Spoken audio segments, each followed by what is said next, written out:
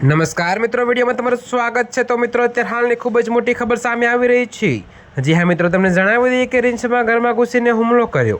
જી હા મિત્રો, અત્યારે હાલની આ ખૂબ જ મોટી અને દુઃખદ ખબર સામે મળી રહી છે। ત્યારે મિત્રો, તમને વધુમાં વિગતવાર જણાવી દઈએ કે પાલનપુરના હસનપુરમાં રીંછનો આતંક જોવા મળ્યો છે। તો રીંછ મકાનમાં ઘૂસીને એક વૃદ્ધ પર હુમલો કરી લોહીલુહાણ કર્યા હતા। જોકે બચાવવા આવેલા પુત્રને પણ છોડ્યો ન હતો। ત્યારે મિત્રો, ઘટનાના પગલે ગ્રામજનોમાં ભયનો માહોલ જોવા મળ્યો છે। જી હા મિત્રો, તો તમને વધુમાં એ પણ જણાવી દઈએ કે ઘટનાને જાણ વન વિભાગની ટીમને કરતાં તાત્કાલિક રીંછ પકડવાની કામગીરી હાથ ધરવામાં આવે છે। ત્યારે મિત્રો, ઘાયલોને સારવાર અર્થે પાલનપુર સિવિલ ખાતે ખસેડવામાં આવ્યા છે। જો કે મિત્રો, રીંછ હજુ સુધી પાંજરે પુરાયું નથી।